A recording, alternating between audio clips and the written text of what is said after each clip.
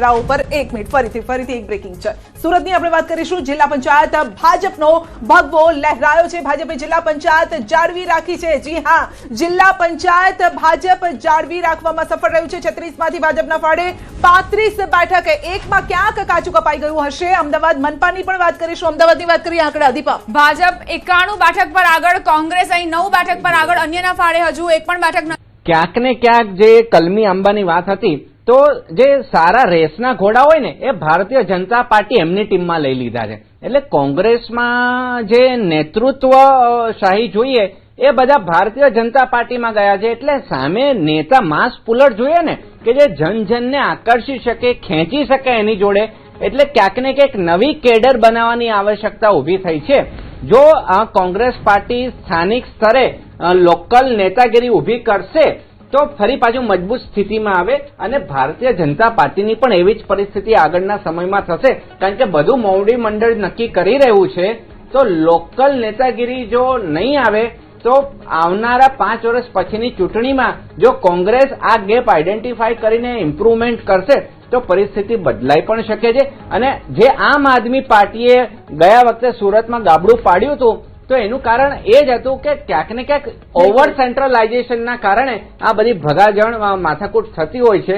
એટલે દરેક પક્ષોએ આમાં આત્મમંથન કરવાની જરૂર છે અને જે લોકોએ પક્ષ પલટું કરીને આવ્યા છે તો પ્રજાએ પણ એક નૈતિક જવાબદારી વિચારવી પડે। ચિંતાની અંદર જે સમાચાર છે તે પ્રમાણે આપે પોતાનો કબજો કરી લીધો છે, પરંતુ અર્જુન મોઢવાડિયાના ગામની અંદર પણ આપની જીત થઈ હોવાની જાણકારી મળી રહી છે। નર્મદા જિલ્લા પંચાયતની બેઠકોનું પરિણામ પણ સામે આવી ગયું છે। 22 બેઠકો પૈકી 6 બેઠકો ભાજપના ફાળે ગઈ હોવાની વિગતો છે અને 8 બેઠકો ઉપર આપની જીત થઈ હોવાની પણ અહીંયા વિગત મળી રહી છે। ગરુડેશ્વર જિલ્લા પંચાયત પર આપનો કબજો।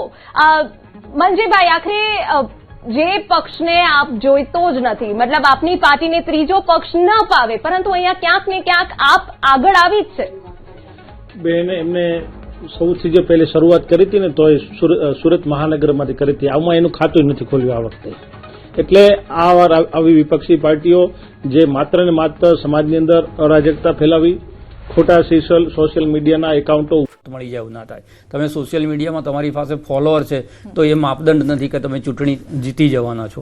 એટલે આ બતાવે છે કે પ્રજાનો જે વિવેક છે ને એના ઉપર ક્યારેય પ્રશ્નાર્થ ચિહ્ન કરવો નહીં જોઈએ। પ્રજા બહુ જ વિવેક બુદ્ધિથી હવે મતદાન કરતી થઈ છે। બીજી વસ્તુ, વિપક્ષ કેમ નથી ચાલતો? વિપક્ષ સમસ્યાઓ જે છે વારે ઘડીએ ઉજાગર કરે છે, પણ એ સમસ્યાનું સમાધાન અમારી પાસે છે એ ભરોસો જે પ્રજાની વચ્ચે જ્યાં સુધી તમે ના કરી શકો। અને બીજું, જે ભારતીય જનતા પાર્ટીના પ્રવક્તા હિતેન્દ્રભાઈએ કીધું કે ભાઈ અમે કનેક્ટિવિટીના માધ્યમો શોધીએ છીએ। સૌથી વધારે જો ડિસ્કનેક્ટ કોઈ થતું હોય પ્રજાની સાથે તો હંમેશા સત્તા પક્ષ થઈ જતો હોય। કારણ કે સત્તા આવ્યા પછી જનરલી એવું થતું હોય છે કે પ્રજાની સાથેનો સંવાદ તમારો ઘટી જાય અને વિપક્ષ જે છે ને વારંવાર લોકોની પાસે જવું પડે, તે છતાં અહીંયા ઊંધું થાય છે। વિપક્ષ જે છે માત્ર ચૂંટણી વખતે જ જન આક્રોશ યાત્રા કાઢે, ચૂંટણી વખતે જ લોકોની સાથે કનેક્ટ થવાની કોશિશ કરે ને એના કારણે જે પેલું ફૂલ ટાઈમ પોલિટિક્સ જોઈએ એ પાર્ટ ટાઈમ પોલિટિક્સ ચાલે નહીં। બીજું, હવે પોલિટિક્સને પેલી આઈપીએલ જેવું ગણી લીધું છે। કેટલાક બધા લોકોએ આમ આદમી પાર્ટીનું દાખલા તરીકે પ્લેટફોર્મ છે તો એ લોન્ચિંગ પેડ તરીકે કે ભાઈ કોંગ્રેસમાં ભારતીય જનતા પાર્ટીમાં સીધું કંઈક મેળવવું હશે નહીં મેળવી શકે, આ એક નવું મંચ છે, ત્યાં જઈએ 4 જણા આપણને ઓળખતા થશે, પછી આપણે કોઈક જગ્યાએ સેટ થવાય। એટલે કેટલા બધા એટલે ઘણા બધા કાર્યકર્તાઓએ આમ આદમી પાર્ટીને આ રીતે વિન્ડો બનાવી છે। ઓકે, એનું થોડી ડિટેલથી આપણે ચર્ચા કરીએ। બ્રેકિંગ આવી રહ્યા છે, અત્યારે અપડેટ આપણને મળી રહ્યું છે અને એ છે ગોધરાથી પાલિકાના પરિણામો અહીંયા રોચક બન્યા છે। ગોધરા પાલિકામાં અને કઈ રીતે રોચક છે જુઓ। વોર્ડ નંબર 10 માંથી અપક્ષ પતિ પત્ની બંને વિજેતા થયા છે। વિચાર કરો, હવે પતિ પત્ની, હિતેન્દ્રભાઈ બે હાથ ઉપર કરી રહ્યા છે, હવે શું વિચાર્યું હશે હું એમનો જવાબ લઈશ, પરંતુ વોર્ડ નંબર 10 માંથી અપક્ષ પતિ પત્ની વિજેતા થયા છે। હવે આ રાજનીતિમાં કઈ રીતે આ પતિ પત્ની આગળ ચાલશે તે પણ જોવાનું રહેશે, પરંતુ અહીંયા પતિ પત્નીની જીત થઈ છે અને ઘરમાં અત્યારે ઢોલ નગાડા વાગતા હશે। હિતેન્દ્રભાઈ, મારે પણ એક સવાલ કરવો છે તમારો આ સ્મિત જોઈને। મને એક સવાલ થાય છે પણ પહેલા એક રિએક્શન લઈ લઈએ। વોર્ડના સંગઠનના પ્રમુખ ધર્મેશભાઈ હોય, મહામંત્રી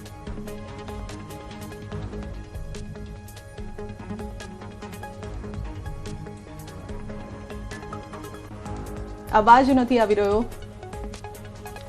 હોય માનનીય મુખ્યમંત્રી શ્રી ભૂપેન્દ્રભાઈ પટેલ અને અમારા પ્રદેશ અધ્યક્ષ આદરણીય શ્રી જગદીશભાઈ વિશ્વકર્માજીનું શહેર હોય, એમનું સતત માર્ગદર્શન મળતું હોય, એમનું નેતૃત્વ હોય, ત્યારે જે પ્રકારે અમને સાથ સહકાર અને માર્ગદર્શન મળ્યું અને અમારા બૂથના કાર્યકર્તાઓએ જે રીતે માઇક્રો પ્લાનિંગ કર્યું એનાથી અમને પૂર્ણ વિશ્વાસ હતો. અને જે વોર્ડની અંદર કોંગ્રેસવાળા વર્ષોથી ચૂંટાતા હતા, આજે એક પછી એક વોર્ડની અંદર એ લોકોએ સીટો ગુમાવવાનો વારો આવ્યો છે. Chandkheda ward, Amraiwadi ward, India colony ward, Shahpur ward, આ ચારેય વોર્ડ એવા છે કે પાછલા 10-10 વર્ષથી સતત એ લોકોના કોર્પોરેટર ચૂંટાતા હતા. એ તમામ આ વખતે એમની હાર થઈ છે. કેટલાક વોર્ડ એવા હતા કે જે જગ્યાએ ખૂબ જ રસાકસી હતી, સરદારનગર વોર્ડ, સરખેજ વોર્ડ, આ એ જ સરખેજ વોર્ડ કે જ્યાં ગત ચૂંટણીમાં 492 મતથી ભારતીય જનતા પાર્ટીના ઉમેદવાર વિજય બન્યા હતા. આ વખતે 10,000 કરતાં વધારે લીડથી ભારતીય જનતા પાર્ટીના ઉમેદવાર વિજયી બન્યા છે. જે પ્રકારે આખા જ અમદાવાદની અંદર ટ્રેન્ડ આવી રહ્યો છે, એ જોતા કહી શકાય કે આ ચૂંટણીની અંદર સૌથી વધુ વોર્ડમાં ડિપોઝિટ ગુમાવવાનો રેકોર્ડ બનવા તરફ કોંગ્રેસે આગળ વધી રહી છે. પરંતુ કેટલીક એવી બેઠક છે કે જ્યાં ભારતીય જનતા પાર્ટીનો ગઢ ગણાતો, ત્યાં પણ આપણે કેટલીક બેઠકો ગુમાવી છે, બાપુનગર સહિતના વિસ્તારો, કે અમુક જે કોંગ્રેસનો જે ગઢ ગણાતો હતો ત્યાં આપણે હજુ સુધી પગ નથી પેસારો કરી શક્યા. એને કેવી રીતે જોઈ રહ્યા છો, કેવી રીતે મૂલવી રહ્યા છો? લઘુમતી એટલે વિશેષ કરીને વર્ગ વિશેષના લોકોની જ્યાં ખૂબ મોટી વસ્તી છે, ડેમોગ્રાફી બદલાઈ છે, એ વોર્ડમાં વર્ષોથી કોંગ્રેસ આવી રહી છે. એવા 6 વોર્ડ છે. મક્તમ મહેસાણા મહાનગરપાલિકાની ગણતરી પૂર્ણ થઈ હોવાના સમાચાર પ્રાપ્ત થઈ રહ્યા છે. મનપાની ગણતરી પૂર્ણ થઈ છે. 52 બેઠકોમાંથી 47 બેઠકો ભાજપના ફાળે. અહીં પણ ભાજપનો દબદબો કાયમ છે. 5 બેઠકો પર કોંગ્રેસે જીત મેળવી હોવાના સમાચાર. તો મહેસાણા રાજકીય લેબોરેટરી પણ ગણવામાં આવે છે આ વિસ્તાર, અને જ્યાં બીજેપીએ દબદબો યથાવત રાખ્યો છે. મહેસાણા બીજેપી 47, કોંગ્રેસ 5. આ સાથે વડોદરાની વાત કરીએ, મધ્ય ગુજરાત વડોદરાની અહીંયા વાત કરીએ, પાદરામાં ઉમેદવારે ભાઈનું સપનું પૂરું કર્યું છે. જી હા, ભાઈએ ભાઈનું સપનું પૂરું કર્યું છે. નગરપાલિકામાં જીત થતા ભાઈની તસવીર સાથે ઉજવણી અહીંયા કરવામાં આવી છે. ભાઈનું અકસ્માતમાં મોત થયું હતું અને ભાઈની પણ ઈચ્છા હતી કે જે ચૂંટણી લડે ભાઈ તો તે જીતે. તો મોટા ભાઈનું સપનું પૂરું કરવા માટે ચૂંટણી લડ્યા, જીત્યા અને ઉજવણી કંઈક આ રીતે કરી છે. હવે આગળ વાત મોરવા હડફની કરવી છે. મોરવા હડફથી સમાચાર. મોરવા હડફની તાલુકા પંચાયતની વંદેલી બેઠક જે આપના ફાળે ગઈ છે. આમ આદમી પાર્ટીએ અહીં જીત મેળવી છે. મોરવા હડફ તાલુકા પંચાયતની વંદેલી બેઠક જે આમ આદમી પાર્ટીના ફાળે. દ્વારકાથી પણ સમાચાર પ્રાપ્ત થઈ રહ્યા છે. ખંભાળિયા નગરપાલિકામાં ભાજપે જીત મેળવી છે. ભાજપે કેસરીયો ખેસ લહેરાવ્યો છે. જંગી બહુમતી સાથે ભાજપે અહીં સત્તા જાળવી રાખી છે. કુલ 36 બેઠકમાંથી 30 બેઠક પર ભાજપે જીત હાંસલ કરી છે. 36 માંથી 30 બેઠક ભાજપના ફાળે ગઈ છે. નગરપાલિકામાં કોંગ્રેસનો સફાયો થયો છે.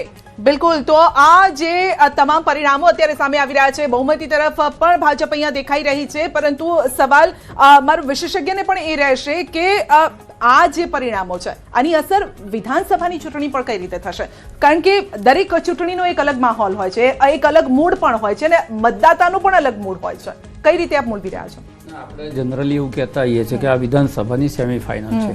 અહીંયાથી એક તો પ્રજાનો મૂડ આપણને પારખવા મળે છે કે સ્થિતિ શું છે, કે વિધાનસભાની ચૂંટણી પછી રાજ્ય સરકાર કે લોકલ બોડી એના પ્રત્યે જે છે એમનો ભરોસો કેટલો વધ્યો છે કે ઘટ્યો છે. બીજી વસ્તુ છે કે જે આ પ્રકારની જીત થાય, જે ભારતીય જનતા પાર્ટી અત્યારે જીતી રહી છે, એમાં મહાનગરપાલિકાઓ આપણે સમજીએ કે ભાઈ 15 મહાનગરપાલિકા જીત્યા, પણ જે સ્ટ્રાઇક રેટ છે 100 સંખ્યા સુધી પણ વિપક્ષ પહોંચી ના શકે. એ જે સ્થિતિ છે કે જિલ્લા પંચાયતોની અંદર 2-4 જિલ્લા પંચાયતોને છોડી દો તો વિપક્ષની ભૂમિકા પણ ના હોય. મહાનગરપાલિકાઓમાં સ્ટ્રાઇક રેટ છે 90%, 95%ની આસપાસનો હોય. ત્યારે મોરલ જે છે એ કાર્યકર્તાઓનું તૂટે. અને કોંગ્રેસમાં સ્થિતિ એ છે કે કાર્યકર્તા બિચારો લડે છે. કાર્યકર્તા એ ઉમેદવાર તરીકે જાહેર કરી દીધો, પછી એના ભરોસે છોડી દીધો. જેટલું બી પરિણામ આવ્યું છે સેમ જ રિએક્શન નૈનાભાઈ આપ્યું હતું કે ભાઈ જે નેતાઓ છે એ પ્રચારમાં આવવા જોઈતા હતા, પણ નેતાઓએ ટિકિટની વહેંચણી કરી એ પછી નેતાઓ ક્યાં ગાયબ થઈ ગયા આપણે નથી જોયા. કોઈએ નિવેદન આપવા નથી આવ્યા. જ્યારે બિનહરીફ સીટો થતી હતી અને કોંગ્રેસનો કાર્યકર્તા લડતો હતો એ વખતે લડતા એમની પાછળ જઈને પણ લોકો ઉભા નથી રહ્યા. એટલે જાણે આખું લશ્કર જે છે રામ ભરોસે છોડી દીધું હોય એના જેવી સ્થિતિ. અને એ સ્થિતિ પછી કોંગ્રેસનો કાર્યકર્તા લડે છે. એટલે સેના છે, સેનાપતિ નથી. હવે આ બંનેનું કોમ્બિનેશન ના હોય ત્યાં સુધી હવે શું થશે કે આ જે છે એનું કાર્યકર્તાઓનું મોરલ તૂટે. બિલકુલ. તો રાહ ચીંધનાર કોઈ ન હતું જેના પરિણામો કંઈક આ રીતે જોવા મળી રહ્યા બિલકુલ. છે. અને હવે આગળ વધીએ. પીએમ મોદી અનોખા અંદાજમાં જોવા મળ્યા. આ વખતે પીએમ મોદી યંગસ્ટર્સ સાથે ફૂટબોલની મેચ રમતા જોવા મળ્યા. પીએમ મોદી હાલ ગંગટોકમાં છે, જ્યાં તેઓએ યંગસ્ટર્સ સાથે ફૂટબોલ મેચ રમી હતી. પીએમ મોદી યંગસ્ટર્સ સાથે ફૂટબોલ મેચ રમતા યંગસ્ટર્સમાં પણ ભારે ઉત્સાહ જોવા મળ્યો. પીએમ મોદીએ ગંગટોકમાં યુવાનો સાથે ફૂટબોલ રમતા પોતાના ફોટા શેર કર્યા છે. પીએમ મોદી તિરંગા દર્શાવતું વાદળી સ્પોર્ટ્સ જેકેટ પહેરેલા જોવા મળ્યા. મહત્વનું છે કે હાલ પીએમ મોદી સિક્કિમના 2 દિવસના પ્રવાસે છે. બિલકુલ. અને ધુઆધાર અત્યારે પ્રચાર ચાલ્યો છે પીએમ નરેન્દ્ર મોદીનો પશ્ચિમ બંગાળમાં, અને ત્યારબાદ હવે એવું લાગે છે કે થોડીક હળવી પળો પણ અત્યારે માણી રહ્યા છે, અને અત્યારે કદાચ એ આશ્વસ્ત પણ થઈ ગયા હશે પીએમ નરેન્દ્ર મોદી. અને આપ જોઈ શકો છો કે જે યંગસ્ટર્સ છે, ખેલાડીઓ સાથે તેઓ અત્યારે ખેલના મેદાનમાં પણ છે. રાજનીતિ પણ એક ખેલનું મેદાન જ છે, ને અહીંયા પણ આજ પણ એક ખેલનું મેદાન છે. કેન્દ્રીય ગૃહમંત્રી અમિત શાહે સહપરિવાર સાથે સોમનાથ દાદાની પૂજા કરી. મંદિર પ્રશાસન તરફથી કેન્દ્રીય ગૃહમંત્રી અમિત શાહનું ઉમળકાભેર સ્વાગત કરાયું. સોમનાથ મહાદેવના સાનિધ્યમાં અમિત શાહ અને તેમના પત્નીએ પૂજા અર્ચના કરી અને મહાદેવના શરણે શીશ ઝુકાવ્યું. ખૂબ જ હેક્ટિક શેડ્યુલ ગૃહમંત્રી અમિત શાહનું રહ્યું, કારણ કે 5 રાજ્યોની જે ચૂંટણી હતી તેમાં પણ તેઓ સક્રિય હતા, અને હવે સ્થાનિક સ્વરાજની ચૂંટણીમાં પણ જે તેમણે એક બાદ એક પ્રહાર કર્યા છે, વિપક્ષને પ્રહાર કરતા જોવા મળ્યા છે, અને હવે સોમનાથ દાદાની શરણે પહોંચ્યા છે. કદાચ ભાજપના જે આંકડા છે તેમાં ઓર વધારો થાય અને વિધાનસભામાં પણ આ જ પ્રકારનું પ્રદર્શન થાય તેવી પ્રાર્થના કરતા જોવા મળ્યા. બિલકુલ. કારણ કે દીપા, આપણે જોયું હતું કે મતદાન કરવા સ્પેશિયલી આવ્યા હતા અમિત શાહ અહીંયા, અને મતદાન બાદ સીધા પશ્ચિમ બંગાળ પણ ગયા હતા, અને તેઓ ત્યાં પ્રચાર પણ કર્યો હતો. તો અહીંયા નવરંગપુરાથી પણ રિએક્શન સામે આવી રહ્યા છે, તે પણ આપણે જોઈશું, સાંભળીશું. આ સાથે આશા બ્રહ્મભટ્ટ, એકતા રાવલની અહીંયા જીત થઈ છે. અમદાવાદની આપણે વાત કરી રહ્યા છીએ. રીતેશ દુધિયા, હેમંત કાબરાની જીત થઈ છે.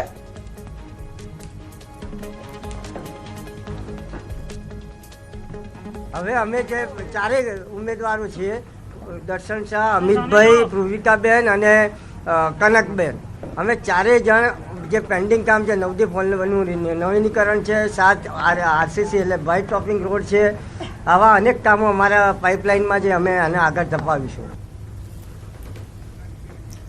સુરતથી સમાચાર. વોર્ડ નંબર 18માં જીતેલા ભાજપ ઉમેદવાર અને કોંગ્રેસના ઉમેદવારો વચ્ચે મારામારીના સમાચાર પ્રાપ્ત થઈ રહ્યા છે. આ વોર્ડમાં કોંગ્રેસના ઉમેદવાર સંજય રામાનંદી ફોર્મ પરત ખેંચ્યું હતું, અને જે બાદ હવે આજના દિવસે વોર્ડ નંબર 18માં જીતેલા ભાજપ ઉમેદવાર અને કોંગ્રેસના ઉમેદવારો વચ્ચે મારામારીના દ્રશ્યો સામે આવ્યા. બિલકુલ. તો મારામારી બબાલના દ્રશ્યો વોર્ડમાં કોંગ્રેસના ઉમેદવાર સંજય રામાનંદી ફોર્મ પરત ખેંચ્યું હતું. બબાલના દ્રશ્યો સામે આવ્યા છે. ભાજપના વિજેતા અને કોંગ્રેસ ઉમેદવાર વચ્ચે બબાલ થઈ છે. કીર્તેશ પાસેથી વધુ અપડેટ મેળવીશું. જી કીર્તેશ, અપડેટ. બિલકુલ. ભાજપના ઉમેદવાર જીત મેળવતાની સાથે તેમનું બદામના ચાલી રહ્યા હતા. કોંગ્રેસનો ઉમેદવાર અભિનંદન આપવા આવતો હતો, અને અચાનક જ ભાજપના ઉમેદવારનું ગળું પકડી લીધું હતું. બસ આ જ મામલાને લઈને જે મતગણતરી સેન્ટર છે ગાંધી એન્જિનિયરિંગ કોલેજ, ત્યાં આગળ મારામારીના દ્રશ્યો સામે આવ્યા હતા. જો કે નજીક મોબેલી પોલીસ તાત્કાલિક પહોંચી જતા આ મામલો શાંત થયો હતો. ખાસ કરીને કહી શકાય કોંગ્રેસના ઉમેદવારની વાતનો ગુસ્સો હતો કે તેમની જ પેનલના એક ઉમેદવારને ભાજપ દ્વારા ફોર્મ પાછું ખેંચવામાં લેવામાં આવ્યું હતું, જેને લઈને તેમની કારમી હાર થઈ છે. જો કે બંને પક્ષોની મારામારી બાદ પોલીસે મધ્યસ્થી કરતા મામલો.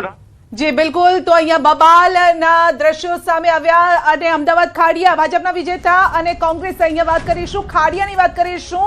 ખાડિયા વોર્ડમાં ખરાખરીનો જંગ અહીંયા જામ્યો છે. અમદાવાદ મનપા ખાડિયા બીજા રાઉન્ડના અંતે કોંગ્રેસ ઉમેદવારો અત્યારે આગળ જોવા મળી રહ્યા છે. ખાડિયા વોર્ડની વાત કરી રહ્યા છે. ખાડિયામાં 4 કોંગ્રેસ ઉમેદવારો હાલ આગળ ચાલી રહ્યા છે. તો અમદાવાદ મનપાના ખાડિયા વોર્ડમાં ખરાખરીનો જંગ. હિમાંશુભાઈ, જસ્ટ હજી એન્ટ્રી થઈ છે, અને એક સારા સમાચાર તમને મળી રહ્યા છે.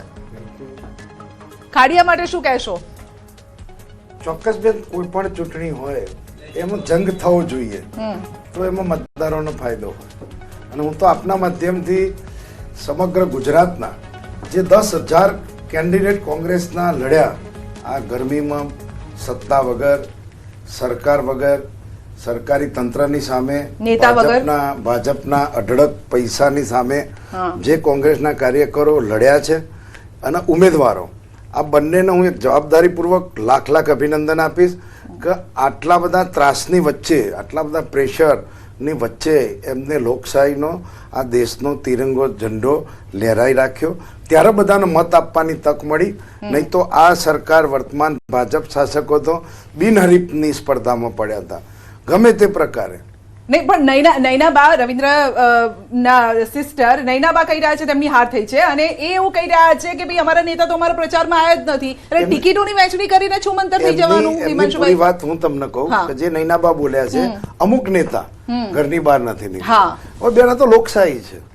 ક્યાંક તમને મારી પાર્ટી, આપણી પાર્ટી મને પસંદ કરે ને તમને હું ના ગમતો તો તમે ના, અમારા આંતરિક લોકશાહી છે. અમારા ગમો અણગમો દેખાય. પણ જીત માટે તો બીજેપી કેમ એવું નથી કરતી? ભલે એમાં અણગમો તો હશે ને, ત્યાં બીજેપીમાં તો અણગમો હોય છે, ત્યાં વાસણો તો ત્યાં ખખડે છે. બેન નથી ખખડતા, ખખડે છે. તમે જ કહો છો અંદર અંદર બાજે તો ભાઈ તમને મજા આવે છે. એમના વાસણો છે ને બધા રબડના છે. અચ્છા, એ વાસણો ખખડાતા નથી.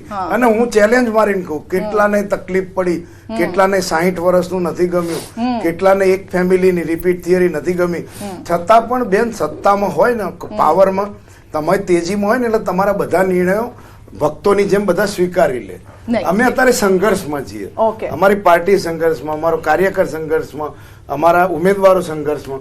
પણ સંઘર્ષમાં સત્તા લેવા માટે તો આ સંઘર્ષ છે ને, તો એ સત્તા તો લેવી પડશે ને જો તમે ઈચ્છો તો. પણ બેન ઈચ્છીએ છીએ અમે સત્તા લઈએ, પણ આપતા નથી. પણ આ આપતા નથી. અમને સરકારી તંત્રનો ધરીને ઉપયોગ કર્યો. પૈસા બેન તંત્ર વાળા બીજું પૂછી લો કે 50 લાખ 25 લાખ કરોડ રૂપિયા બિનહરીફ થવા માટે ક્યાંથી લઈને આપો? એ કયું ભંડોળ છે?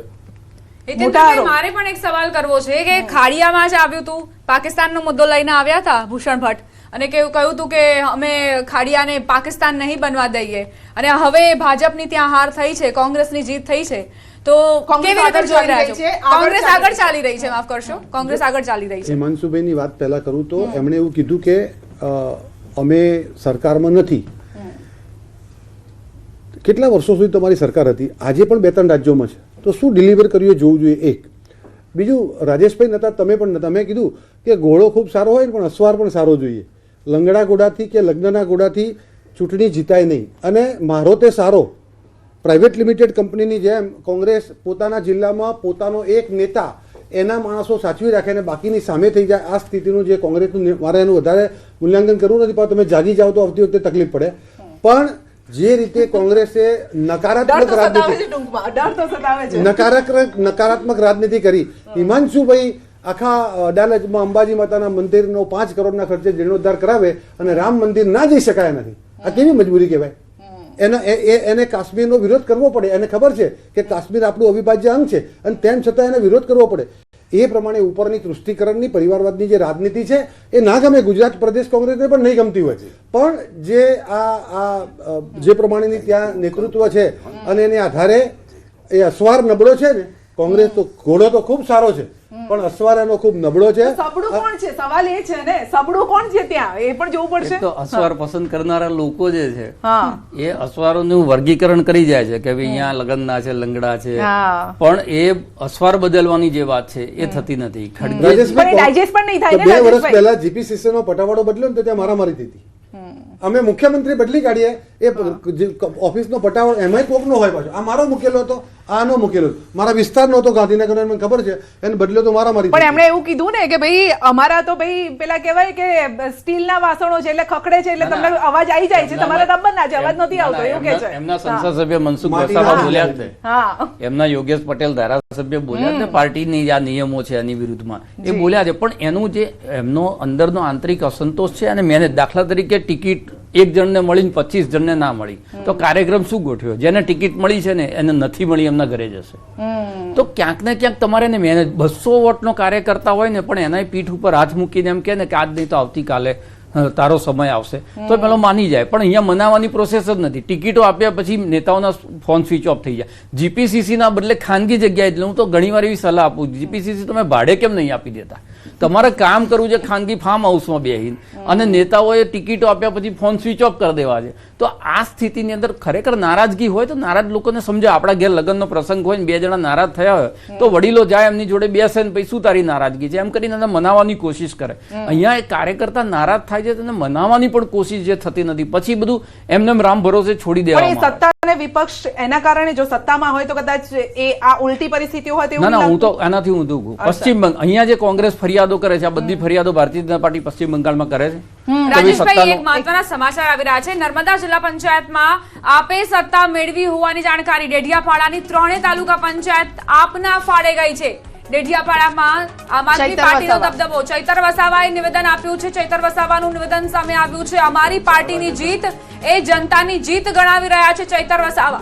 ક્યાંક બિલકુલ, ચૈતર કારણ કે વસાવાના આ પ્રયાસો હા નથી બિલકુલ આ દીપા આ જે વિસ્તાર છે ડેડિયાપાડા ચૈતર વસાવાનો આ વિસ્તાર છે અને ત્યાં જો આમ આદમી પાર્ટીના ફાળે આ સીટો જતી હોય તો સવાલ અહીંયા એ છે કે ધારાસભ્યએ પોતાનું જે કાર્ડ છે એ અહીંયા ખેલ્યા છે અને એમનું કાર્ડ અહીંયા ચાલ્યું છે કારણ કે આ વિસ્તાર આ ટ્રાઇબલ વિસ્તાર છે. ટ્રાઇબલ વિસ્તારની સમસ્યા અને ચૈતર આ એ ચહેરો સતત ચર્ચામાં રહ્યો. વિસાવદર અને અમરેલી જુનાગઢ એટલે ગોપાલ ઇટાલિયન વિસ્તાર છે ત્યાં આમ આદમી પાર્ટીએ સારું પ્રદર્શન કર્યું. ચૈતર વસાવાય અનંત પટેલની નીચેની તાલુકા પંચાયતો કોંગ્રેસ હારી ગઈ. એટલે તમે સમજો કે દરેક જિલ્લામાં એક નાયક ઉભો કરવો પડે. તમારે આખા ગુજરાતમાં મોટો નેતા બનાવવાની જરૂર નથી. દરેક જિલ્લા વાઇઝ એક નેતૃત્વ તમે એવું ઊભું કરો કે જે છેવટે કોન્સોલિડેટ થઈને પાર્ટીના મદદમાં આવે. એટલે તમે ચૈતર વસાવા એટલે આમ આદમી પાર્ટી. ચૈતર વસાવા જતા રહે આમ આદમી પાર્ટીના વોટ નથી. જેમ ગોપાલ ઇટાલિયા એના પૂરતી આમ આદમી પાર્ટી સીમિત છે. પણ એવા તમે જયારે 10-15 યુવા ચહેરાઓ ઉભા કરી દો ત્યારે એનો ફાયદો આફ્ટર ઓલ જે છે બીજેપી પાસેથી તો કોંગ્રેસે શીખવું પડશે પણ હવે તો આમ આદમી પાર્ટી પણ અહીંયા સબક આપીને જઈ રહી છે કોંગ્રેસને. આ એક બહુ જ મોટી વાત કરી છે કે દરેક જિલ્લામાં તમારે એક નાયક ઉભો કરવો પડશે, એક ચહેરો એવો. એમને વર્ષોથી એમને સાંભળ્યું છે, એમની વાતો ખૂબ મજબૂત અને સારી હોય છે. ચોક્કસ એ વાત પણ કોંગ્રેસે ધ્યાનમાં લેવી જોઈએ અને અમે પણ ધ્યાન દોરીશું. પણ બેન તો અમુક વખતે કેવું હોય છે તમારા પરિસ્થિતિ અને સંજોગો ની વચ્ચે આ જે લડત છે ને એ બેન અઘરી હોય છે. અમે બી લડીએ છીએ. અમે કોઈ ભજન મંડળીની મત લેવા સત્તા લેવા પણ ક્યાંક ને ક્યાંક ઘણા સમયથી જે હિન્દુ મુસ્લિમ ધર્મના નામે જે આખું એક માનસિક વાતાવરણ લોકશાહીની અંદર કોઈ પ્રજાના કામો વિકાસના કામો રોજગારીને સાઈડમાં મૂકીને એક જ વાત કરવાની કે કોંગ્રેસ એટલે મુસ્લિમ ને ભાજપ એટલે હિન્દુ. ના એટલે એવું નથી લાગતું કે એક યંગ નવા બ્લડની જરૂર છે, નવા ચહેરાઓને જેવી રીતે અહીંયા આમ આદમી પાર્ટીમાં આપણે જોઈ રહ્યા છે કે ગોપાલ ઇટાલિયા હોય ચૈતર વસાવા હોય એ પોતાની રીતે એક આઈડેન્ટિટી છે, પોતાની રીતે એક બ્રાન્ડ છે. શું એવી બ્રાન્ડ હવે કોંગ્રેસે નવા ચહેરાઓને લાવીને કરવાની એક એક્સપેરિમેન્ટ કરવાની જરૂર નથી લાગતી? જો કે હવે સમય પણ ઘણો ઓછો છે વિધાનસભાની ચૂંટણીને પણ તેમ છતાં કોંગ્રેસમાં પણ બેન યંગ આખી એક નવી જનરેશન ખૂબ સારી તૈયાર થઈ રહી છે અને એ યુવા નેતૃત્વ પણ આ વખતે અમે બધા જિલ્લા તાલુકામાં ખૂબ સારા યુવાનો લડાયા છે. એમને આગળ લાવવા પડશે. એમને આવનારા સમયમાં એ ચોક્કસ આગળ આવવાના છે. એ લાગે છે ઓકે એક બ્રેકિંગ આપણી પાસે આવી રહ્યું છે. જી એક મહત્વના સમાચાર આવી રહ્યા છે. ભાજપના નિયમો જ ભાજપને હરાવી રહ્યા છે. વસાવાઈ ગયું છે. નિયમોના કારણે કાર્યકર્તાઓ નારાજ છે એવું પણ કહ્યું છે. 3 ટર્મ બાદ ટિકિટ ન આપવાનો જે નિયમ હતો એ નિયમ ક્યાંક ને ક્યાંક નડ્યો. આમ તો વસાવા દર વખતે આ પ્રકારના વિવાદિત નિવેદનો આપવા જાણીતા છે. પરંતુ આ વખતે અમને ડર આમ આદમી પાર્ટી કે કોંગ્રેસનો નથી. પાર્ટીની અંદર ટિકિટ આપવા માટે કેટલાક નિયમો બનાવ્યા છે. એ નિયમો પાર્ટી નુકસાન કરશે. દાખલા તરીકે 60 વર્ષથી ઉંમરવાળાની ટિકિટ નહીં આપવાની, 3 ટર્મ વાળાની ટિકિટ નહીં આપવાની, કોઈ પરિવારવાદમાં હોય એમની ટિકિટ નહીં આપવાની, પોતાના ક્ષેત્ર સિવાય બીજા ક્ષેત્રમાં ચૂંટણી લડવા માટે મંજૂરી નહીં આપવાની. આ બધા જે પાર્ટીએ જે નિયમો બનાવ્યા છે એના કારણે કાર્યકર્તાઓ સખત નારાજ છે. હિતેન્દ્રભાઈ અહીંયા વસાવા વર્સિસ વસાવાની લડાઈ તો આપણે બહુ જોઈ છે પરંતુ વસાવા ભાજપ વર્સિસ કેમ થઈ ગયા છે? ચૈતરની જીત ભલે ડાયજેસ્ટ ના થાય ત્યાં ડેડિયાપાડા વિસ્તારમાં પરંતુ ભાજપ સામે આ આક્રોશ કેમ સતત એમનો? નહીં, મનસુખભાઈ ખૂબ સિનિયર આગેવાન છે. 8 વારથી એ ત્યાં અમારા સાંસદ છે અને એ વિસ્તારની જે તાસીર છે એને જાણે છે અને આ એમનો વ્યક્તિગત મત છે, એમનું તારણ છે. સામૂહિક રીતે ચિંતન થશે અને વિષયો મૂકવામાં આવશે એટલે ખબર પડશે કે શું હતું. પણ આ એમનો પ્રાઇમા ફેસી એક એમનો વિષય છે કે ભાઈ આવું એક એના વિસ્તાર પૂરતું એની તાલુકા પંચાયત જિલ્લા પંચાયત પૂરતું એને એવું લાગ્યું છે તો એને રજૂઆત કરી છે, પણ કુલ મળીને પરિણામો જો આખા ગુજરાત માટે નિયમો છે અને આખા ગુજરાતમાં આપણે પરિણામો પણ જોઈ રહ્યા છે. હિમાંશુભાઈ કહેતા હતા રબાના વાસણ ખખડ્યા તો ખરા, પણ અહીંયા જો અવાજ આવ્યો તમને? આવ્યો? ના, એમાં એટલા માટે સજેશન હતું. અમારા વાળા તો કચકચાઈને બોલે જે બોલવું હોય. અચ્છા, તો આંતરિક પણ આ એક લોકશાહી એવો ચહેરો છે જે સતત બોલતા આવ્યા છે, કોઈ પણ વાત હોય મુદ્દો તો ઉઠાવે છે, પણ એક બે વાર બોલકા નેતા હોય કે હા. અને સિનિયર મોસ્ટ છે એટલે બોલી શકે. ઓકે, ત્યારે એમના ત્યાં કોઈ સેકન્ડ થર્ડ કેટેગરીનો કાર્યકર તો બોલી જ ના શકે. અચ્છા, ઓકે. આ રિએક્શન વિશે શું માનો છો કે કેમ આ રિએક્શન આપ્યું? ના, એટલે એમનું કહેવાનું એવું છે કે રાજકારણ હોય તો 25-30 વર્ષે માણસ રાજનીતિમાં આવે.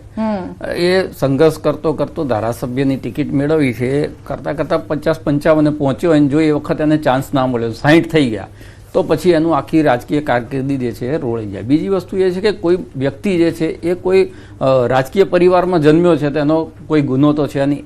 જન્મ્યો ત્યારથી એને એ વાતાવરણ જોયું છે, એના ડીએનએમાં આવે એટલે એનો રસનો વિષય રાજકારણ થાય.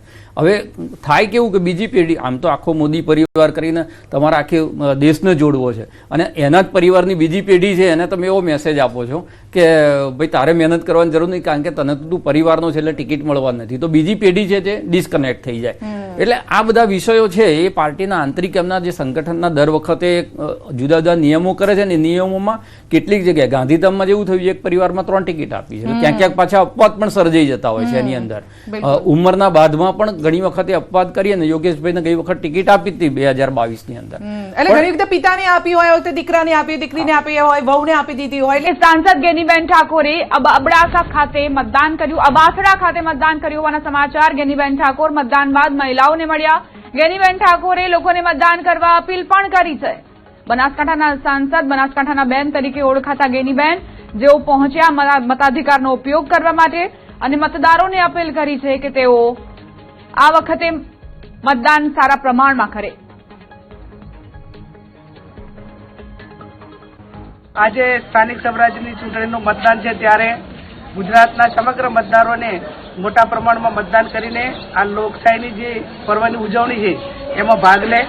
તમામ ઉમેદવારો ખેલદિલીપૂર્વક મતદાનમાં જે મતદારો જે મતદાન કરે છે એમાં સહયોગ આપે, કાયદો અને વ્યવસ્થા જળવાઈ રહે અને સમગ્ર ગુજરાતની અંદર ભારતીય જનતા પાર્ટીના 30 વર્ષના શાસન